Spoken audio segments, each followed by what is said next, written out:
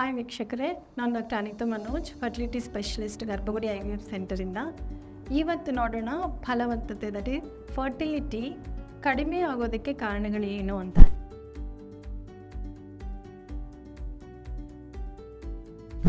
ಇತ್ತೀಚಿನ ಜನ್ರೇಷನ್ಸಲ್ಲಿ ಈ fertility issues ತುಂಬ ಬರ್ತಾ ಇದೆ, ಇನ್ಫರ್ಟಿಲಿಟಿ ರೇಟ್ಸ್ ಇನ್ಕ್ರೀಸ್ ಆಗ್ತಾ ಇದೆ. ಈ ಕಡಿಮೆ ಆಗೋದಕ್ಕೆ ಕಾರಣಗಳೇನು?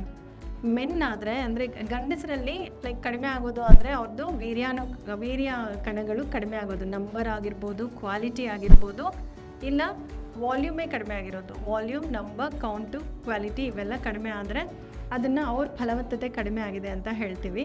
ಅದಕ್ಕೆ ಕಾರಣ ಒಂದು ಸಣ್ಣ ವಯಸ್ಸಿಂದ ಅಂದರೆ ಮಕ್ಕಳು ಹೊಟ್ಟೆಯಲ್ಲಿ ಬೆಳೀತಿದ್ದಂಗೆ ಅಮ್ಮನಿಗೆ ಡ್ಯೂರಿಂಗ್ ಪ್ರೆಗ್ನೆನ್ಸಿ ಅಮ್ಮಂಗೆ ಏನಾದರೂ ಸಿವಿಯರ್ ಇನ್ಫೆಕ್ಷನ್ಸ್ ಆಗಿರೋದು, ಹೈ ಡಿಗ್ರಿ ಫೀವರ್ಸ್ ಬಂದಿರೋದು, ಈ ಥರ ಏನಾದರೂ ಇತ್ತು ಅಂದರೆ ಮಕ್ಕಳಾಗಿರೋ ಸ್ಟೇಜಲ್ಲಿ ಅವರಿಗೆ ಮಂಪ್ಸು, ಮೀಸಲ್ಸು, ಇಲ್ಲ ಬೇರೆ ಹೈ ಗ್ರೇಡ್ ವೈರಲ್ ಫೀವರ್ಸ್ ಆ ಥರ ಏನಾದರೂ ಬಂದು ಅವರ ಟೆಸ್ಟಿಸ್ಗಳಿಗೆ ಏನಾದರೂ ಡ್ಯಾಮೇಜ್ ಆಗಿದ್ದರೆ, ಇಲ್ಲ ಟ್ರಾಮಾ ಏನಾದರೂ ಏಟು ಬಿದ್ದಿತ್ತು, ಅವರ ರಿಪ್ರೊಡಕ್ಟಿವ್ ಆರ್ಗನ್ಸ್ಗೆ ಏನಾದರೂ ಏಟು ಬಿದ್ದಿದ್ರೆ ಅವಾಗ್ಲೂ ಅಫೆಕ್ಟ್ ಆಗೋಕ್ಕೆ ಸಾಧ್ಯ ಇರುತ್ತೆ. ಮತ್ತು ಸರ್ಜರೀಸ್ ಏನಾದರೂ, trauma can be accidental or it can be surgical. So surgeries ಏನಾದರೂ, ಬೇರೆ ಏನಾದರೂ ಟ್ಯೂಮರ್ಸ್ ಆ ಥರ ಬಂದು ಟೆಸ್ಟಿಸ್ಗಳ ಮೇಲೆ ಸರ್ಜರೀಸ್ ಆಗಿದ್ದರೆ, ಇಲ್ಲ ಹರ್ನಿಯಾಸ್ ಬಂದು ಸ್ಕ್ರೂಟಲ್ ಸರ್ಜರೀಸ್ ಆ ಥರ ಆಗಿತ್ತು ಅಂದರೆ, ಇಲ್ಲ ಹೈಡ್ರೋಸೀಲ್ಸ್, ಈ ಥರ ತುಂಬ ಹಲವಾರು ಕಾರಣಗಳು, ಮತ್ತು ವ್ಯಾರಿಕೋಸ್ ಸೀಲ್, ಈ ಪ್ರಾಬ್ಲಮ್ಸಿಂದನೂ ಅವರಿಗೆ ಕೌಂಟ್ಸ್ ಕಡಿಮೆ ಆಗ್ತಾ ಹೋಗುತ್ತೆ. ಸೊ ಇದು ಪೆಥಲಾಜಿಕಲ್ ಆರ್ಗ್ಯಾನಿಕ್ ಕಾಸಸ್. ನಾರ್ಮಲಾಗಿ ಕಾಸಸ್ ಅಂದರೆ ಒಂದು ಹ್ಯಾಬಿಟ್ಸಿಂದ, ಸ್ಮೋಕಿಂಗ್, ಆಲ್ಕಹಾಲ್, ಡ್ರಗ್ಸ್ ಇಂಥದ್ರಿಂದ, ಮತ್ತು ಎಕ್ಸೆಸಿವ್ ವೈಫೈ ಎಕ್ಸ್ಪೋಷರ್, ತುಂಬ ಟೈಟ್ ಇನ್ನರ್ ಗಾರ್ಮೆಂಟ್ಸ್ ಹಾಕೋದು, ಯಾವಾಗಲೂ ಜೀನ್ಸು ಅಂಥದ್ದು, ಆವಾಗ ದ ಸ್ಕ್ರೋಟಲ್ ಟೆಂಪ್ರೇಚರ್ ಇನ್ಕ್ರೀಸ್ ಆಗ್ತಿದ್ದಂಗೆ so there will be drop in the count. And occupational ಅಂದರೆ ಹೀಟ್ ಎಕ್ಸ್ಪೋಷರ್ ಜಾಸ್ತಿ ಆಗೋದು, ಅಂದರೆ ಯಾವಾಗಲೂ ಕೂತು ಕೆಲಸ ಮಾಡೋರು, ಡ್ರೈವರ್ಸ್ ಆಗಿರ್ಬೋದು, ಪೂಜೆ ಮಾಡೋರು, ಪಂಡಿತರಾಗಿರ್ಬೋದು, ಅವ್ರದ್ದು ಹೋಮಗಳ ಜೊತೆ ಯಾವಾಗಲೂ ಕೂತು ಕೆಲಸ ಮಾಡ್ತಿರ್ತಾರೆ, ಇಲ್ಲ ಚೆಫ್ಸ್, ಅಡುಗೆ ಮಾಡೋಂಥವ್ರು ಆಗಿರ್ಬೋದು, ಮೆಕ್ಯಾನಿಕ್ಸ್ ಆಗಿರ್ಬೋದು, ಯಾರು ಹೀಟಿನ ಜೊತೆ ತುಂಬ ಗಂಟೆಗಳು ಸಮೇತ ಕೆಲಸ ಮಾಡ್ತಾರೋ ಇವ್ರಿಗೂ ಕೌಂಟ್ಸ್ ಕಡಿಮೆ ಆಗೋ ಸಾಧ್ಯತೆ ಜಾಸ್ತಿ. ಪ್ಲಸ್ ಈಗ ಪ್ರೆಸೆಂಟ್ ಜನ್ರೇಷನಲ್ಲಿ ನಮಗೆಲ್ಲ ವೈಫೈ ಎಕ್ಸ್ಪೋಷರ್ ಜಾಸ್ತಿ ಇರುತ್ತೆ. ಸೊ ಈ ವೈಫೈ ಎಕ್ಸ್ಪೋಷರಿಂದನೂ ಸ್ಪರ್ಮ್ಸು ಆರ್ ಸ್ಪರ್ಮ್ ಕೌಂಟು ಕಡಿಮೆ ಆಗೋ ಸಾಧ್ಯತೆ ಜಾಸ್ತಿ.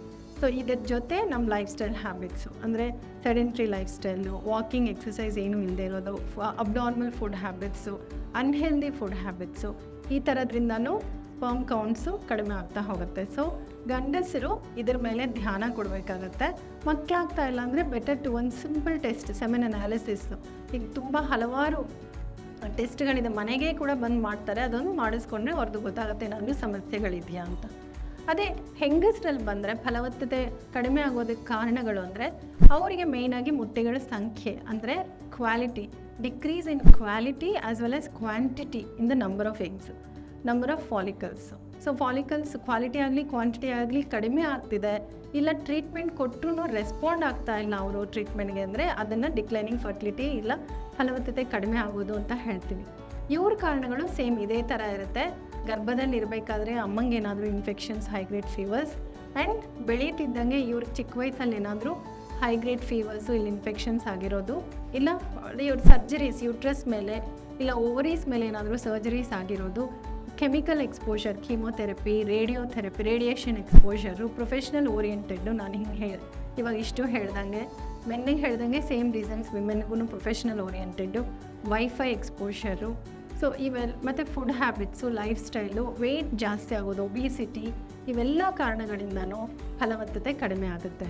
ಇಲ್ಲ ಅಂದರೆ ಜೆನೆಟಿಕ್ ಇಶ್ಯೂಸಿಂದನೂ, ಅಂದರೆ ನಾರ್ಮಲಾಗಿ ಒಂದಿಷ್ಟು ನಂಬರ್ ಇರಬೇಕು ಹುಟ್ಟಿದಾಗ, ಅರೌಂಡ್ ನಾರ್ಮಲಾಗಿ ಇಂಟರ್ಟ್ರನ್ 20 ವೀಕ್ಸಲ್ಲಿ ಇದ್ದಾಗ ಇಟ್ ವಿಲ್ ಬಿ ಇನ್ ಲ್ಯಾಕ್ಸ್ ಮೊಟ್ಟೆಗಳ ಸಂಖ್ಯೆ. ಅದೇ ಹುಟ್ಟಿದಾಗ ಇಟ್ ವಿಲ್ ಕಮ್ ಟು ಮಿಲಿಯನ್ಸಲ್ಲಿ ಇದ್ದಿದ್ದು ಲ್ಯಾಕ್ಸಿಗೆ ಬರುತ್ತೆ, ಪ್ಯೂಬರ್ಟಿ ವಯಸ್ಸಿಗೆ ಬರೋ ಸ್ಟೇಜ್ಗೆ ಥೌಸಂಡ್ಸಲ್ಲಿ ಬರುತ್ತೆ, ಮತ್ತು ಹಂಡ್ರೆಡ್ಸ್ಗೆ ಆಗೋಗುತ್ತೆ. ಮೆನೋಪಾಸ್ ಆದ ತಕ್ಷಣ, ಮೆನೋಪಾಸ್ ಟೈಮ್ಗೆಲ್ಲ 0 ಇಲ್ಲ 100ಸ್ಗೆ ಬಂದುಬಿಡುತ್ತೆ. ಸೊ ಈ ಥರ ಡಿಕ್ಲೈನ್ ಆಗ್ತಾ ಹೋಗುತ್ತೆ ಮೊಟ್ಟೆಗಳ ಸಂಖ್ಯೆ. ಈ ಮೊಟ್ಟೆಗಳ ಡಿಕ್ಲೈನಿಂಗು ನಾರ್ಮಲಾಗಿ ಆಗದೆ ಫಾಸ್ಟಾಗಿ ಆಗೋದು, ಅಂದರೆ ಹುಟ್ಟಿದಾಗ ಅವ್ರಿಗೆ ಎಷ್ಟಿರಬೇಕೋ ಅಷ್ಟಿರುತ್ತೆ, ಬಟ್ ಫಾಸ್ಟ್ ಡಿಕ್ಲೈನ್, ಫಾಸ್ಟ್ ಡಿಜೆನ್ರೇಷನ್ ಆಯಿತು ಅಂದ್ರೂ ಬೇಗ ಅವ್ರಿಗೆ ಮೊಟ್ಟೆಗಳ ಸಂಖ್ಯೆ ಕಡಿಮೆ ಆಗುತ್ತೆ.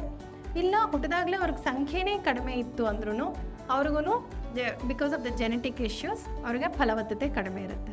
ಸೊ ಏನೇ ಇಶ್ಯೂಸ್ ಇರಲಿ, 1 ವರ್ಷದಲ್ಲಿ ಮಕ್ಕಳು ಆಗ್ತಾಯಿಲ್ಲ, ಮಕ್ಕಳಿಗೋಸ್ಕರ ಪ್ರಯತ್ನ ಪಟ್ಟು 1 ವರ್ಷದಲ್ಲಿ ಆಗ್ತಾ ಇಲ್ಲ ಏಜ್ ಜಾಸ್ತಿ ಆಗ್ತಿದ್ದಂಗೆ ಆಗ್ತಾ ಇಲ್ಲ ಅಂದರೆ ಇಮಿಡಿಯೇಟಾಗಿ ಅದ್ರ ತಕ್ಕ ಸ್ಪೆಷಲಿಸ್ಟ್ನ ಮೀಟ್ ಮಾಡಿ ಒಪಿನಿಯನ್ ತೊಗೊಂಡು ಮುಂದಕ್ಕೆ ಹೋಗೋದು ಒಳ್ಳೆಯದು.